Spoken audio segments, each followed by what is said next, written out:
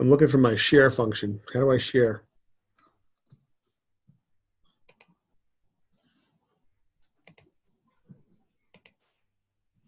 Okay.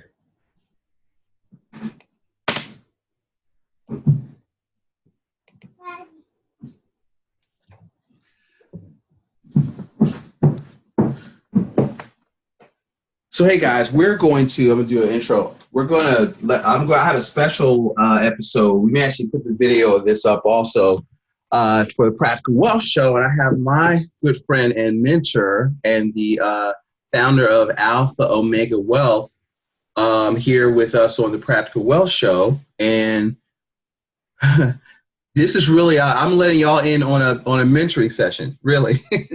And just so that we can go this year, we're going to go really deeper to help y'all understand how to be the bank and the thought process that goes behind that.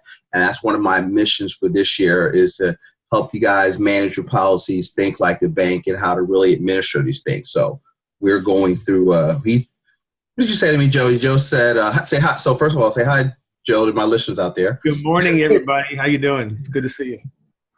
Good to be here. So what was that statement you said? We were in a train last week. So I was in Vegas. Some of you are on Facebook. You saw my picture from the Grand Canyon, if you connect me on Facebook. And he says, would you rather have 10% of your gross or 4% of your net earn? No, the other way around. So would you rather have 10%, would you rather earn 10% on what you save? Mm-hmm. Or would you rather earn 4% on what you spend? That's it, of what you spend. Okay, yep. So we could talk about that from a kind of a fundamental perspective, and as we go forward, we could talk about more and more details. Mm-hmm. People could ask questions, but this is obviously geared toward the business owner, right? Right. But it actually has a lot of application for every family, because every family has gross revenue, right? Mm-hmm. So think of this as you're a family. Maybe you're a single parent with kids. Maybe you're husband and wife with kids. You're a family. You have revenue coming in. It doesn't make a difference if you're a church, a nonprofit, an individual family, or a business. Everybody has gross revenue, and then you have expenses. Right. And then you have your net, and sometimes people's net is so small that they figure it's hardly worth saving from. Well, gee, if I let's use big numbers, okay? And you can just drop a zero if you want to. Okay. So let's say a business has $1 million worth of gross revenue, and it costs them $850,000 in expenses or cost of goods sold, right? Mm-hmm. Mm-hmm. In order to bring $150,000 down to their bottom line, which means that's the salary, or that's the revenue that they derive from running a business. Now, from that $150,000, now they have their mortgage, right? They have their car payments, they have their credit, they have their groceries. I mean, on and on. They pay for insurance of some kind. Maybe they send their kids to school. And the kids have uniforms. They play soccer. They have expenses of equipment and so forth. And at the end of the day, at the end of the month, at the end of the year, on 12/31, right? 12/31. Here we are, 2 days away from 12/31. We saved a whopping, $8,000. So we had excuse me, we had $142,000 worth of expenses. All right. Mm-hmm. So now let's go back and do the math. Would you rather earn 10% on what you save? 10% on what you save is $800. Right. 4% on what you spend is $5,200, roughly. Right? Right. So that may be considered an esoteric question. It's a question that nobody really wants to answer out loud. It's something that Well, yeah, of course it makes sense. Mm-hmm. I would rather get a smaller rate of return on a bigger number. But how do I do that? What's the point of that? Well, what we teach people is that we need to stop focusing on the net. Okay. Now, if I have a business, I used to call a business a social welfare program for employees. Right. Because my employees get paid no matter what happens to my business. So if I have a loss at the end of the year, my employees get paid, right? Right. If I have a loss at the end of the year, I still have to pay rent or mortgage or lease on my building. Mm-hmm. If I'm selling a product, if I'm a lighting store or a clothing store or a tire store or a restaurant, I have the cost of goods sold. I have to buy the food. I have to cook it. I have to pay a cook. I have to pay people to serve it. I have to have the health department come in. I have to make sure my restaurant is clean, right? I have to advertise. I have to pay an accountant. I have to pay an attorney. And all those are all fixed costs, right? Right. I'm going to pay those things no matter if I have a profit at the end of the year or not. What if my $150,000 wound up being $40,000? Mm-hmm. Well, if I'm a devoted business owner, I'm going to say, well, okay, $40,000 is what I made. I grossed $1 million, but that $1 million doesn't belong to me. Does that make sense? Yeah, it does. $1 million is just me holding myself out as a person who loves people and want to serve people in the particular industry or service or profession that I choose to be in. Doctors, physicians, MDs are notorious for this. Well, people think they have to pay themselves last. Sorry to cut you off. I had a flashback, and I remember I was helping our family business with 2 bars. And so between the 2 bars, we might have been grossing 30 grand a month. And it was hard. I'd be hard pressed to pull out for me $1,000, $500 a week, as we're grossing between the 2 places, maybe $8,000 to $12,000 a week. I couldn't find $500 sometimes for Curtis to take out of it. And, I had old timers tell me, listen, you need to get your money off the top. And I didn't receive that because I made sure everybody got paid because, and if I didn't get paid, I had to make sure all the staff got paid, and I thought that's what you're supposed to do, which you are supposed to do that. But it's, this is a different way to look at that. So I appreciate this conversation. So I'm rewriting these numbers. Mm-hmm. And so this is cost of goods sold. This is my owner's salary, assuming I have an owner's salary. Mm-hmm. This is what I save at the end of the year. So let's look at this for just a minute and kind of unpack this a little bit. So this cost of goods sold is about $70,000 a month. Mm-hmm.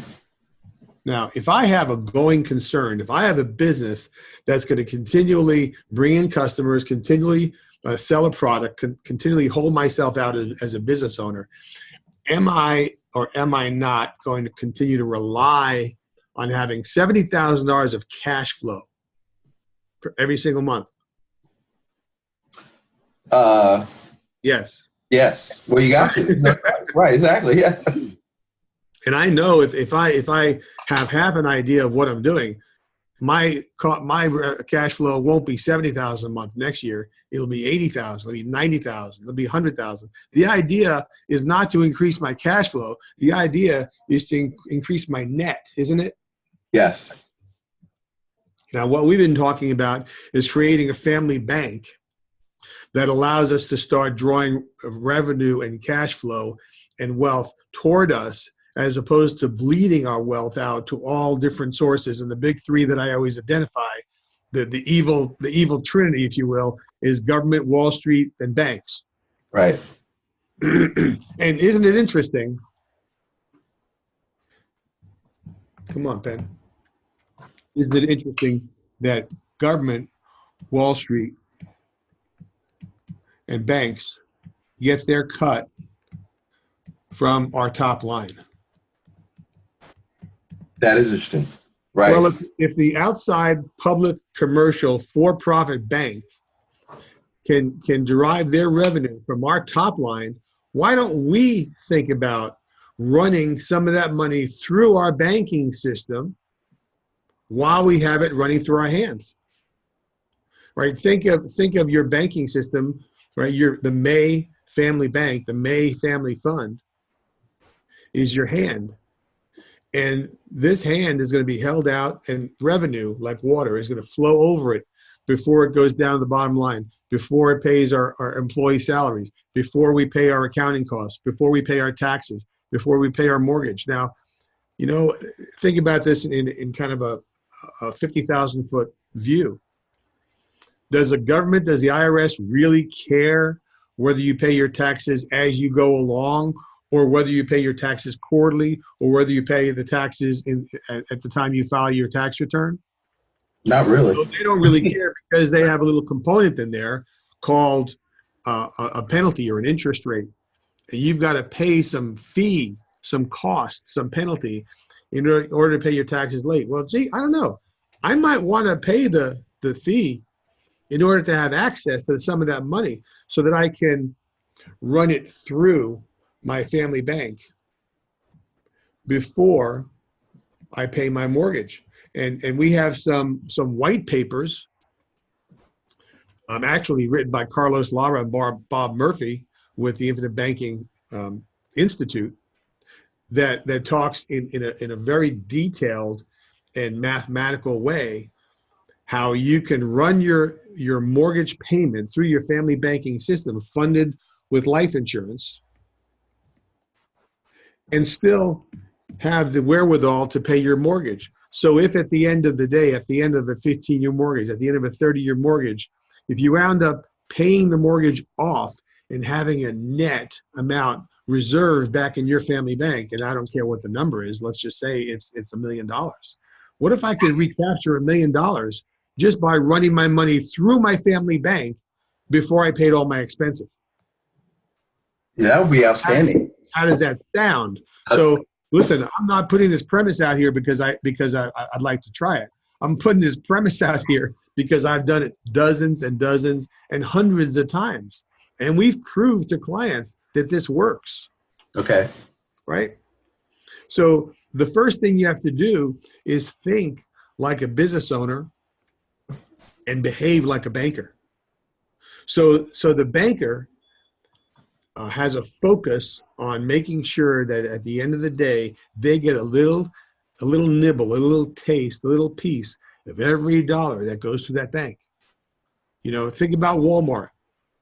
Walmart probably has a couple of $1 billion of revenue every single day, right? Mm-hmm. Walmart buys, think about the magnitude of this purchase. Walmart buys 1% of everything that China produces. The gross domestic product of China, right, is a big, big number. Walmart buys 1%, $1 out of every 100, 1 penny out of every dollar is purchased by Walmart. Conversely, when Walmart puts the products on the shelves that we buy, I don't care if it's a pack of pencils, mm-hmm. or if it's a television, or if it's a shirt. Walmart is intent on making sure that they make a penny, a profit, out of every single product that runs through their shelves. Now, what if they sell 100,000 tubes of toothpaste in a day? Okay, they're making $1,000 a day on toothpaste. Right. Right. They have millions and millions of products, and they're always expanding their menu of products that they sell. I don't know that they sell cars yet. They probably don't, but they're going to. I mean, I was in Costco last Friday evening, and I saw a $30,000 bottle of wine in Costco. I mean, you can pretty much buy anything you want, any place you want. Right. You see where I'm going with this? Yeah. So if if Walmart doesn't care if they make a $15 product, a profit on a kid's toy or a backpack, all they want to do is make sure they make a penny of profit. Gee, I should take that same thinking and say, I want to make sure that when I run this $1 million of revenue, I want to make sure I run that revenue through my family bank, because the action of the family banking system working in my favor is Mm-hmm. going to create net equity for me and my family and my posterity, my employees, the people that work so hard to make me look good. All right. I want to create profit and bonuses for my employees. I could do a much better job of that if I take care of that top line, Mm-hmm. not just sit here with my arms folded and wait until I get my $8,000 at the end of the year. $8,000. That's 0.8%. Can you draw that as you do that? Can you I want people to see that so the three circles that we draw, Yep. and with some numbers in there. And so when we say banking, right, we're talking about creating a pool of capital that you control that can move at cost to meet some needs you have. And we believe the best place to store the best banking is a process, but the platform that we use to execute that process is dividend paying whole life insurance with a mutual company. I said 4 very specific things there, right? And so not index universal life, which will be another talk that we'll do next week, and why we don't do that. But I want you. This is a really important concept right here, guys. So we have the saver. Now, before Nelson Nash came into my life in 2001, I thought of a saver as somebody who goes down to the corner bank and deposits money into the bank. But obviously, when we deposit money in the bank does not keep that money sitting there. They recirculate it, they redeploy it into various opportunities. And guess who those opportunities are? Those opportunities are us in the form of borrowers, right? So my borrower can be my company. It could be me. It could be family. It could be any individual. I can lend money to Curtis May. I mean, this is still America. I can lend money to anybody I want. I can lend money to other companies. And we've learned by working more and more with clients who do this, right? You want to learn how wealthy people behave and how they derive their profits. You want to hang out with wealthy people. You want to interview wealthy people. You want to find out how banks work. I mean, I was fortunate enough that I have an older brother who spent 50 years in the banking business. He was a chairman, president, CEO of a public bank. And he constantly verifies everything that I'm saying. Hey, Paul, does the bank really get, $16 for every dollar that they pay out to me? Well, yeah, that's what happens. Just by running our money through the bank and them lending it back to us, they're taking a piece. So, right, we have our $1 million of revenue, right? And then all those things are going to be deducted, all the expenses.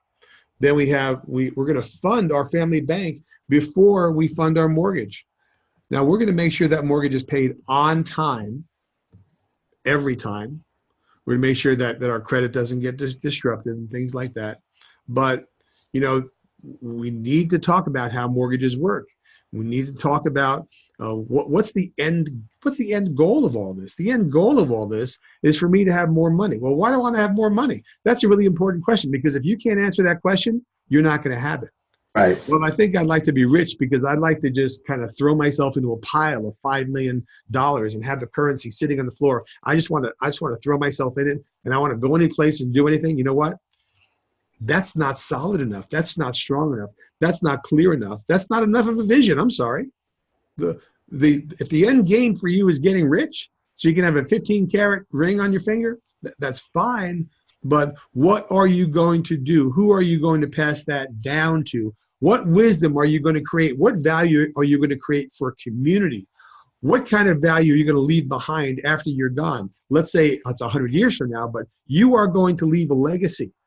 And that legacy is going to be a legacy of debt and a legacy of spending, or a legacy of wealth and prosperity and education and financial strength and financial literacy, right? So, I mean, this is how important it is for me that I make sure that I run my money, my revenue through my family bank before it goes anyplace. Now, this is going to take a while for you to get, because you didn't get where you're at today last week. You got Right. where you're at today by making some choices that maybe weren't well thought out. Maybe you followed the example of some people that you thought were doing the right thing, and it turned out that they weren't doing the right thing necessarily. All right. If you start following the example of people who are poor, guess what's going to happen? You're going to be poor. Right. If you start following the example of people who are rich, then you're going to be rich eventually, but you better have a really, really good reason, because riches comes with responsibility. It also comes with anxiety and Yes. worry, right? And responsibility and stress and strain. So we can put the numbers together, but you have to have a learning curve. You have to have a ramp up period. You can't just start a family bank today and start using it tomorrow and start slashing and burning your credit cards. Maybe it took you 15 or 20 years to get in the situation that you're in today. Right. And we might be able to help you get out of that situation in a third of that time. I don't know. It all depends on how diligent each person is and how intensely they want to get out of debt. But you know what? Getting out of debt is a really small game. For me, creating wealth that means something, creating wealth that is going to continue after I'm gone, creating wealth that is going to carry out a purpose is my end game. I mean, I want to take care of people, not only people with my last name, people whose interests I care about. I want to see kids go to college and get a degree that means something, that they can actually put into use and make the world a better place. And I don't care what that means. I don't care what politics are. If your heart's in the right place, you're going to make the world a better place. Right. You're real conservative, vegetarian, vegan, I don't care what it is. Right? You got to have a bigger goal than just getting rich, because if you make yourself rich enough, there is going to be something left at the end of your rainbow. When you quote unquote graduate, you're going to have something left, and you're going to want to think long and hard. Who do I want to get that money, and under what circumstances, on what conditions, what limitations? What do I want them to do to perpetuate my vision and my dreams? Right. So you don't want to start teaching your kids this stuff when they're 60. Right. You want to start teaching your kids this stuff when they're 6, maybe even younger. That's right. Now, I mean, because we want to create legacy, folks. As you're listening to this, you know, one of the things that we talk about are what I call the 4 pillars of a strong personal economy: freedom from debt to others, ready cash when you need it, passive income you don't have to work for, and you can't outlive, but most importantly, a legacy of wealth and the wisdom to go along with that wealth. And so through the banking process, we can help you achieve all 4 of those things. exactly. So what if it took you, a couple of years to start building up, ramp up, if you will, and if each one of these boxes represents a year, or if each one of these boxes represents 5 years or 10 years, does it really make a difference how long it takes you to become wealthy if you wind up becoming wealthy?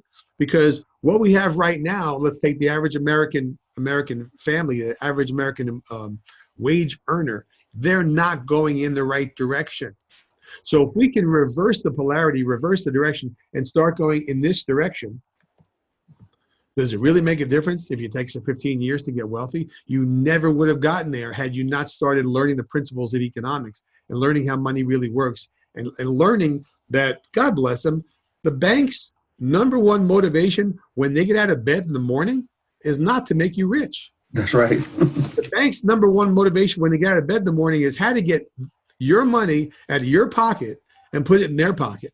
That's right. Or your fund manager. Give very little back to you. Mm-hmm. So I'm assuming that you're a person that has depth of character, that wants to build something outside of yourself that's greater than yourself. What I call it is build it, leaving a bigger footprint than the one that you occupied yourself. Mm-hmm.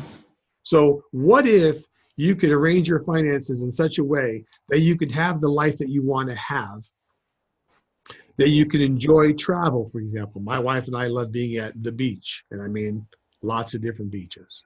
What if you could enjoy that life and still teach others how to create a good life for themselves and create a pay it forward type of a vision, type of a heart, type of mentality. And so, gee, what if it takes 1, 2, 3 years to get on the right track? Maybe it takes us that long to get your finances organized. Maybe it takes you that long to come to the decision that you're going to live differently going forward. I mean, listen, my wife tells me lately that I have been addicted to Facebook, and I don't, and she is not totally wrong. I try to stay positive, I try to look at the things that are warm and fuzzy and uplifting and so forth. But you know what? I get on Facebook way too much. And now replace Facebook with credit card. For a long time, I was addicted. And if I can make the payment, I can continue to use the credit card. Now, you're going to have to get out of that mentality and say, listen, I am working. If I'm a business owner, I'm grossing that $1 million. So at the end of the year, I can have $8,000 saved. That's the definition of insanity. Right. Why would I want to have all this aggravation, all this burden, all this responsibility, all these taxes that I pay? Gee, I'm paying more in tax than I'm saving into my personal account. So the first thing you have to do is commit that you want to actually go in this direction. Maybe it's not worth it to you. Listen, maybe your life is happy the way it is. Maybe it's good enough. Maybe good enough is good enough. Mm-hmm. Maybe living for Friday is it. If that's the case, then this recording isn't for you. Right. We want to help people who want to change their lives. I mean, it's that simple. Who want to change their lives. And change, it takes first of all, it takes recognition of where I am today. Am I happy and satisfied and content with where I'm at today? Do I have a larger vision that I would like to work toward? Do I have the tools to get there? Right. If Curtis May is going to help me get there, or if I believe that he will, then I better pick up the phone and talk to him. Because it seems to me like he has greater skills, greater life experience. Maybe he's already gone through the phase where he's banged himself in the head with the hammer long enough where he actually understands, wow, the more I pay other people's banks before I pay my bank, the more their bank gets rich, my bank stays mediocre. So, and I apologize for not having the ability to give you numbers right this second. Mm-hmm. But the first thing that has to happen is you have to have the commitment that this is going to be your life's journey. This is my lifestyle. So let's say that, and you are that business person, and you're spending $100,000 a year on your mortgage for the building that you own. Well, maybe that's a 20-year note. Mm-hmm. Maybe we should set up an arrangement in such a way that we can get that note paid off in 10 years instead of 20 through the operation of the family banking system. Now, that means that's 10 years sooner that you're going to have money going toward you instead of away from you.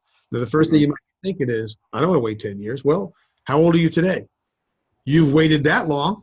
Right. Now, we can show you how the model works. We are not going to put an age restriction on you. Here's an example. I had a 67-year-old doctor, MD, come and see me about 7 years ago. 67 years old, has a $1.3 million personal mortgage on his home, paying 6.3% interest, horrible, and $10,000 a month for a mortgage. Do you know that we paid that mortgage off 6 months ago in the middle of 2018? Wow. Now, that $10,000 a month or some percentage of that is going towards his family bank, and he's building up equity instead of sending it out to other people's banks. So I got to go back to question number one. If you owned a bank, would you run all of your money through it, or would you pay 90% of your money to somebody else's bank and run 10% of your money through your own bank? But here's the bottom line, folks. Every single person owns a bank. Or every single person rents a bank. Every single person uses a bank. Every single person delegates to a bank. Why not own the bank? If you have to work with a bank anyway, why not own a piece of it? Right. And why not run your money through your family bank and pay your family bank first? The other banks will still get paid. I still want my bank to get paid first. I want to be at the top of that food chain.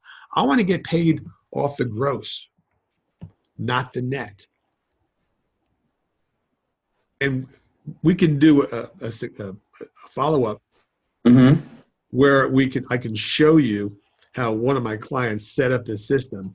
And not only does he own a very large office building, he set up second and a third and a fourth and a fifth. He happens to be a business partner of mine. He got a hold of this banking system model mentality very, very quickly.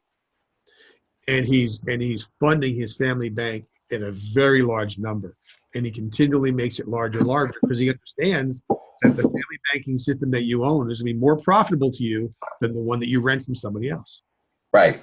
So would you say that from that gross million, are you saying, because I think this will be unclear for people, you're running how in ballpark of that million in it, you have to grow to this, because I'm growing to this, so to be honestly, but through your savings, through your banking system, through the saver. So $1 million, you're going to run that through your bank first, or all of that, a percentage of that. Where, you know what I mean? What do you mean when you say that? Yeah, it's got to be a percentage where you know that you have some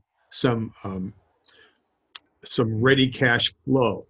So if you're running a business that's underwater every year and you've lost money for the last 3 or 4 years, you can't do this. Right. You can't. Your business model. Okay. Right? Then you are running a public welfare system for your employees and nothing else, because you don't really have a profit target. You need to have a profit target.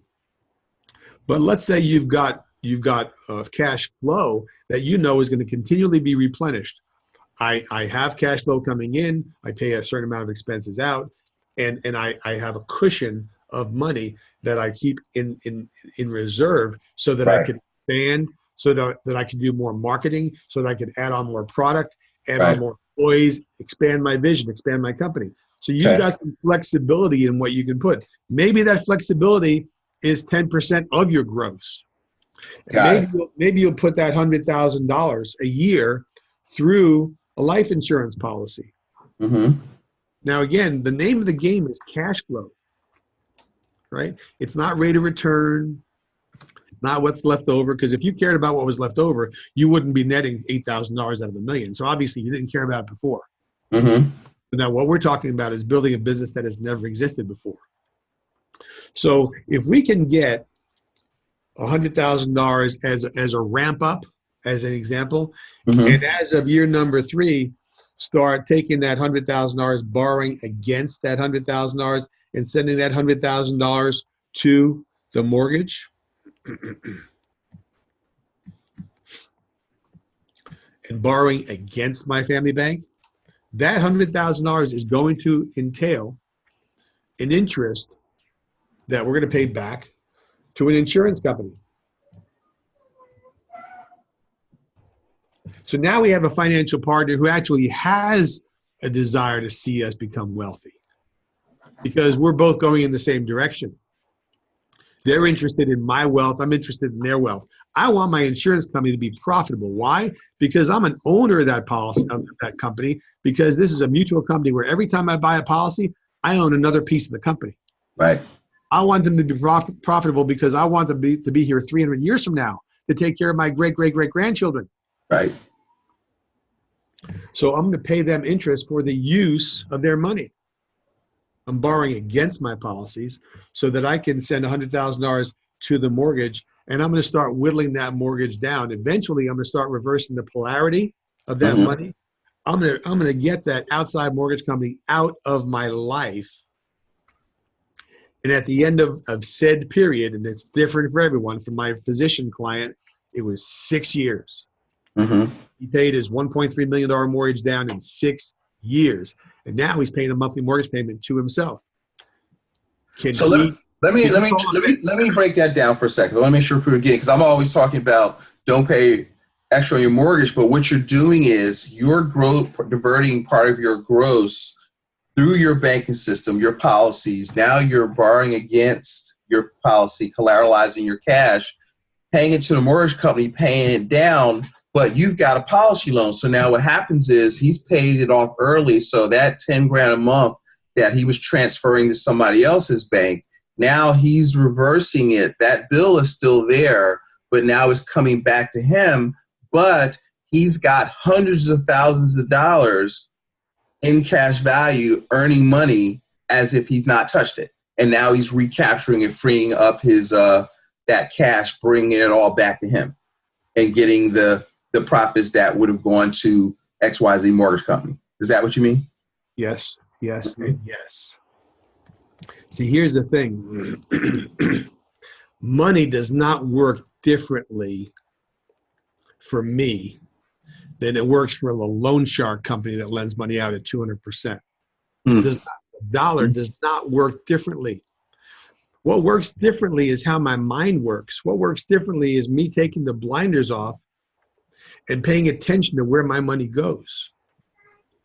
Because where we are at as Americans is we live for Fridays. We live for weekends. There's 350,000 partiers coming to Las Vegas this weekend so they can stand in the middle of the strip, wear some funny hats, and carry these big 18-gallon glasses of booze and have a party, right? So that's what they're here for. They're going to go back home and they're going to have credit card. They're going to have credit card balances that they're going to have to pay when they get home because they put the entire weekend on a credit card. Right. It's a matter of changing your focus.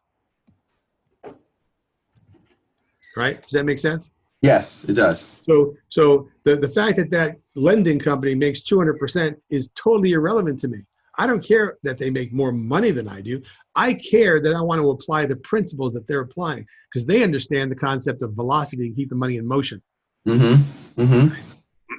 I'm interested in having all these things on the right-hand side, the home that this mortgage represents, the college paid for my kids, a vacation home that we've been working towards and building. We bought the land and so forth. And really, at the end of the day, it's not working towards retirement. It's working towards freedom. Right. Exactly. And it's running the money through the family bank. Once you start running money through a family bank and you start seeing how much money exists as a residual in that family bank, you're going to start to pay attention and you're going to start to realize, gee, I didn't realize how much money is actually flowing through my hands, so that I am now uncomfortable when my bank balance in my life insurance policies dips below a couple $100,000. You know, that's my low watermark. Right. Why is it only a couple $100,000 when I have literally almost 40 policies right now? Well, because I continually expand my vision. The last thing I want to have money do is sit. So I continually expand where my money is growing toward. So the idea is, in order for me to build wealth, what do I have to have? I have to have capital assets that produce cash flow. Cash flow is what creates wealth, not money sitting. So if you want to be wealthy, go out and get yourself 15 rentals, 15 individual homes that you rent out, 15 apartment buildings, 15 apartments. You know, Robert Kiyosaki, who's one of our great mentors, has over 100,000 doors, meaning apartment doors, rental doors, 100,000 units. Guess what happens when inflation hits?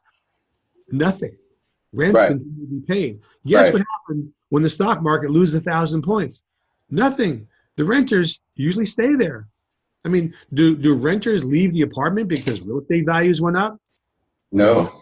Do renters leave the apartment because real estate values went down? No. Do renters leave the apartment because we're fighting 15 wars we shouldn't be fighting? Don't let me get political. Do renters leave their apartments because the national debt's $22 trillion? No. The name of the game in creating wealth is creating cash flow, not having dollars sit. That's right. And so talk to him about, go there. So velocity and how you create velocity using your banking system, because basically what he's saying is he's saving off the gross into policies, but you're not just leaving it sit in the policies. You've got to put the money to work. So you're continuously looking for ways to employ your capital. Yes. That, right. Yeah. And even because if you own a bank, you should be your best customer. So there are big ticket items, cars, business expenses. You need a new deck. I've used it for, my daughter found this $1,500 summer camp off of Lake Michigan that she needed to go to at 13. And we've used it for that and recaptured that money. And then I had to replace $25 to replace the transmission the same summer, and we're able to use our banking system to do that kind of stuff. And we pay it back with interest. So, I've got utilization versus just accumulation. But if you're an investor, we tend to have a lot of investors and business owners listen to our show. I want them to see that this is your second business. You need what you do to make a living, and you need your banking business, as Nelson says. Exactly right.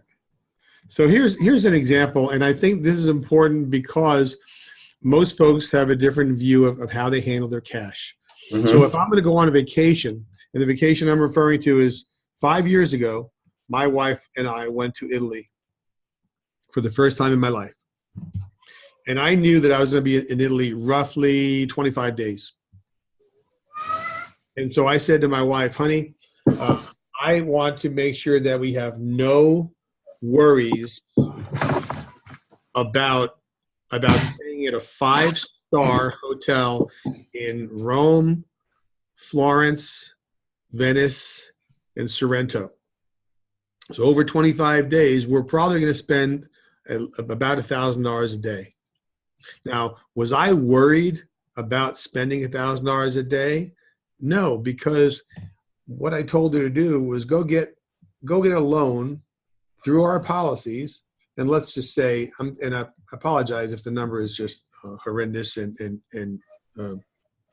ridiculous.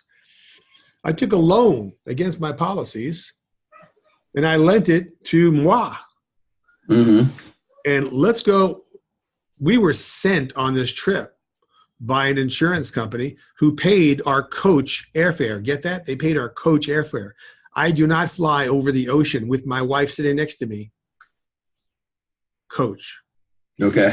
If I'm taking my wife, number one, and if number two, if I'm going over water, I'm going first class.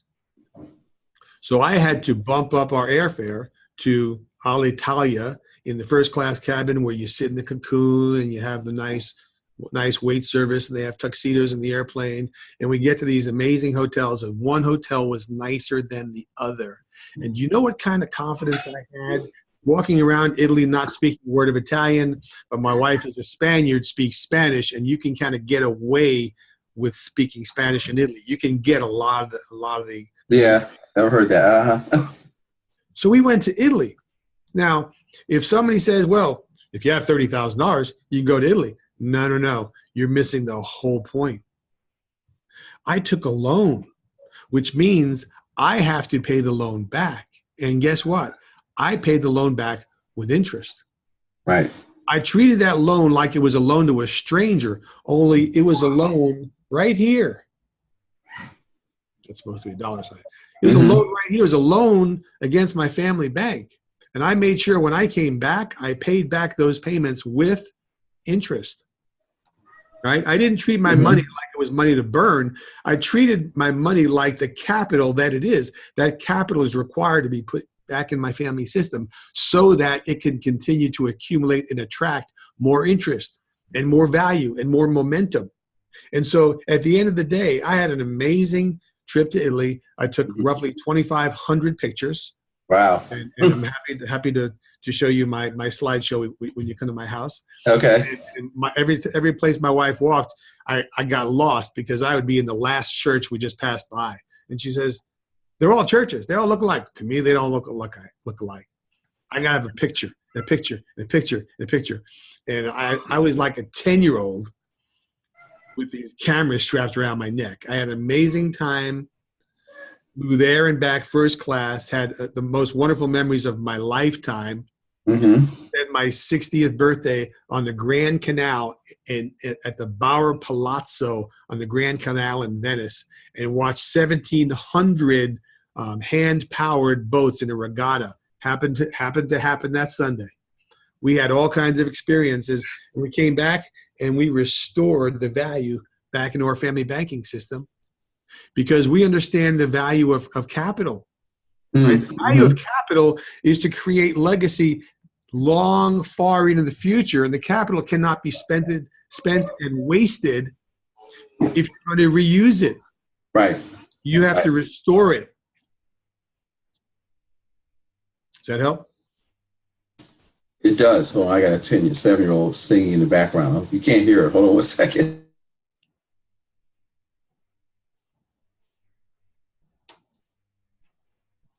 Yes, that's perfect. Awesome. My Natalie, my 7-year-old, is for y'all listening on the show. She's just like, all right, Natalie, once you keep coming into the room, I got to pick her up. But I can hear her. She's in her sister's room playing and she's singing. I'm like, stop singing. So I love it. Happy child, so full of life. But yes, that is because I want people to understand we want you to live the best life you can today.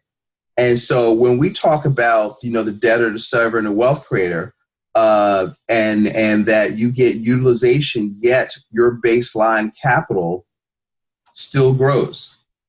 And that's the position that you want to be in. So you can enjoy your life yourself, but you've got to be a good manager of your own money. That's really the key. It's really a cash flow money management system, where you've got to, because being a bank is thinking differently than an investor, okay? Because your capital product is money, and then it's even different from being a business owner because instead of whatever service that you do, if you own the bank, you've got to see your money as your product and as your employee. So a lot of the reason I want to do this kind of stuff is to work on making the mental transition to be the bank, to think like a banker, to think like become a good steward of your own resources. I always tell people my goal is to, when we take people through our process, what we're trying to do is help you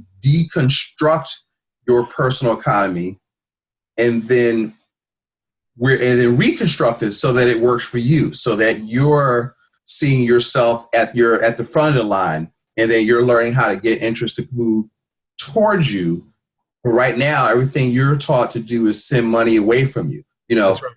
Do a bi-weekly mortgage. If you just straight send extra money on the mortgage without paying your bank first, then the only thing you're doing, you think you're saving money and interest, but you're just giving the bank an opportunity to velocitize your money faster. So it's not, because getting out of debt per se doesn't make you wealthy, because it's still a transfer if you just send it away from you, if you just pay off your credit card debt.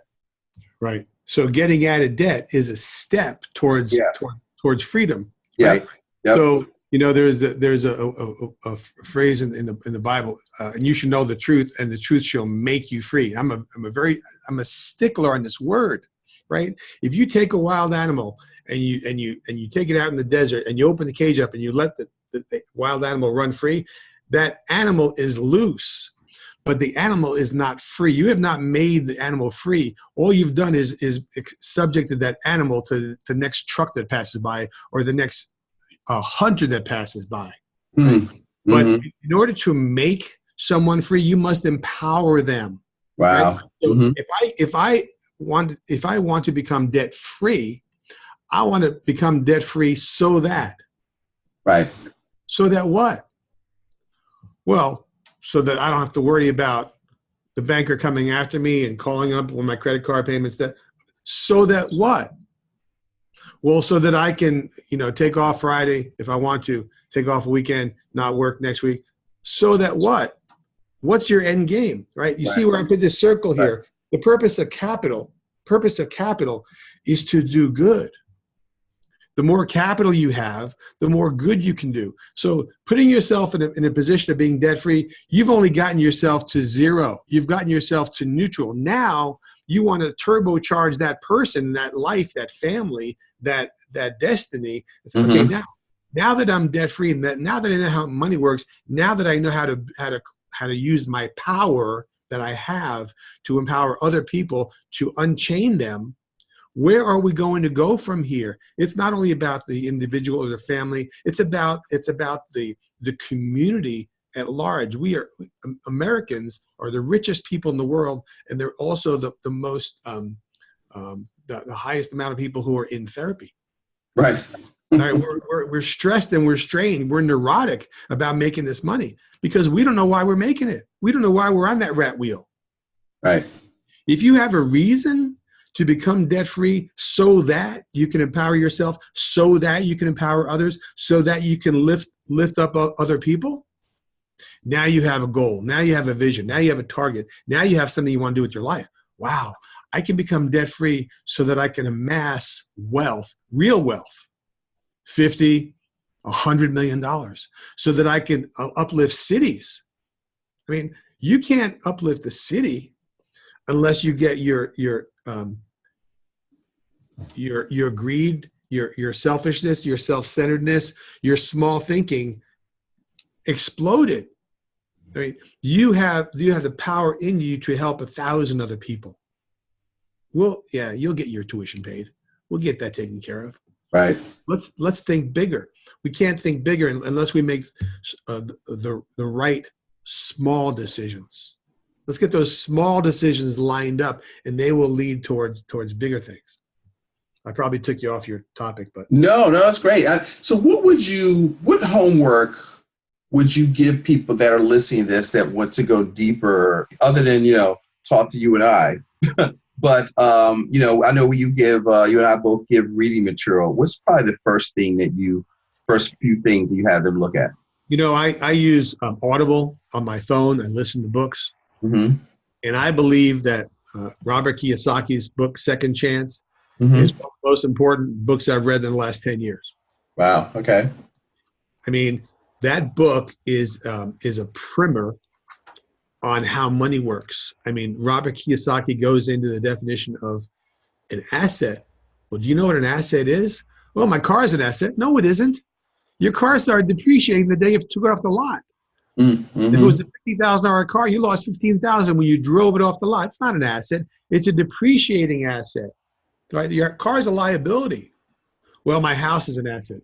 Does your house create cash flow that goes towards you or cash flow that goes away from you? Well, it goes away. I have expenses. I have upkeep. I have maintenance. I have repairs. I have the hot water heater just blew out. I have insurance. I have taxes, right? That sounds like a liability. Your house is a liability. I have a house down the street that I rent to someone. That is an asset. Right. Right. Robert Kiyosaki goes into a big dissertation on what it is that savers do and what it is that rich people do. And if you want to continue doing the things that savers do, he calls them losers. Right. Savers losers. Right. So because savers have a target, have a vision of accumulating and piling up dollars so they can sit in one place and so they can sit there and admire the pile that they've accumulated. And wealthy people pile up dollars only until they have enough to go and buy their next rental property or their next business or their next investment, because the name of the game for wealthy people is cash flow. Their intention is to create future generations of kids and grandkids and great-grandkids who will never have to work at a back-breaking job, at a $12 an hour job for a living. They want to empower their kids so their college is paid for, so they can devote their mind and their heart and their spirit and their soul to improving society. Right. Right. Exactly. And then you have them read Become Your Own Banker. Second Chance. Second Chance. Becoming Your Own Banker. And then Becoming Your Own Banker is a great book. It's about 90 pages. About 50 pages of text and 40 pages of charts. And the charts are totally outdated. But what we need to do is make those charts come alive by explaining to you what the charts mean and how you can get yourself in a position to start having money come towards you, and how you can finance that next car completely from your own family bank and get all the money back. And finance your kids' education and get all the money back. And finance their vacation to Italy and get all the money back. And now that you have your process and your habits down correctly, Now you can start thinking big and say, wow, if I have all this cash flow that I have coming in and coming in and coming in, and I am comfortable that the cash flow will continue coming in, I can actually make better and more intelligent use of the cash flow, and I can build more capital assets that will create cash flow, that will create true wealth for me in future generations. So now I can start using this for myself and teaching it to other people. Right. Right. Now I can start putting government in a box and putting Wall Street in a box and putting banks in a box and have them work for me instead of me working for them. See, that's freedom. I'm a little bit twisted. Right. Thing. Well, Because see, we're both. I know how many millions of dollars have flowed through my hands that I cannot control. Right. Right. So now I understand that. And so I make sure that I get control of cash flow wherever I can. You know, let's make my loan to my daughter who buys a car with it an obligation so that she understands, yes, this is a family bank, but the family bank is not here to make gifts. The family bank is not here to go bankrupt giving you gifts. The family bank is here to teach you discipline and accountability and right behavior so that you know you're going to pay that family bank back for the car, you're going to own the car, and you're going to have the ability to borrow from the family bank the next time because you paid the bank back diligently. And guess what? The family bank is going to be here to send your kids to college and your grandkids to college and create greater opportunities and initiatives and community benefit because you understood how to control a family bank. It's bigger than just dollars moved over here, dollars moved over here, and now I have more money than you do. No. Right. I want to. See, and you know, it's big. Even though we're talking about, you know, life insurance as a platform is bigger than that.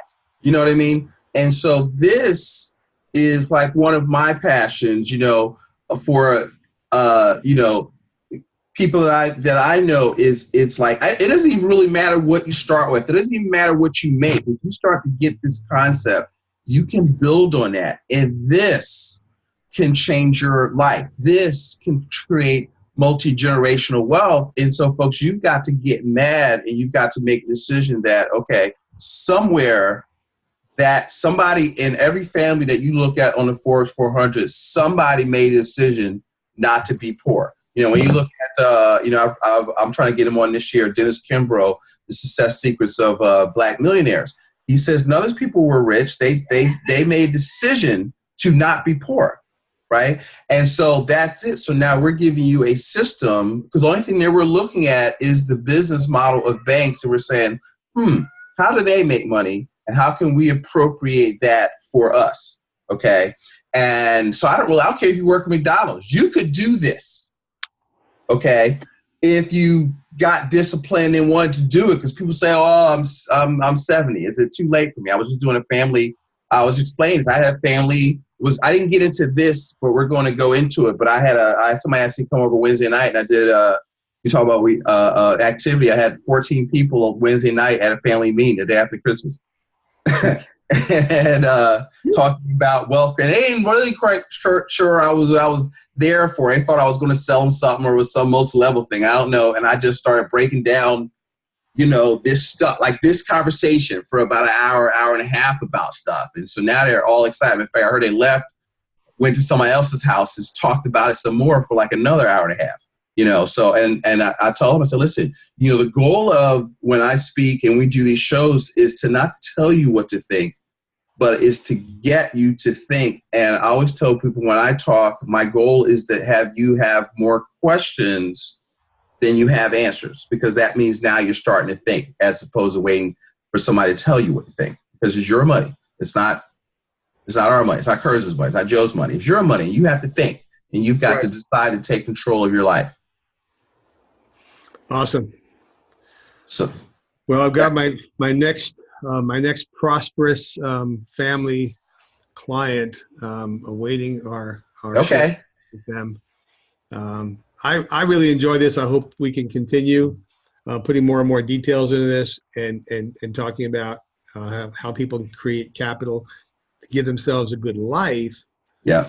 But also enlarge the picture and be aware of our of our example that we're giving to our kids, because our kids are watching everything we do. Forget about what we say; they watch what we do. Yeah.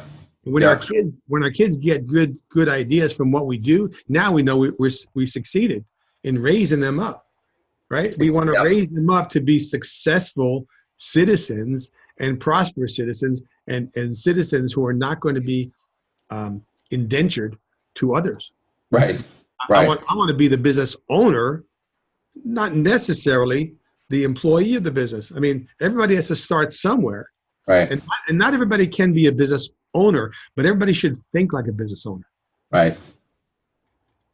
Okay. You can definitely do that. So listen, I want to thank you, Joe, for hopping on the call. So this is, folks, I just basically let y'all listen in onto a mentoring session for Curtis.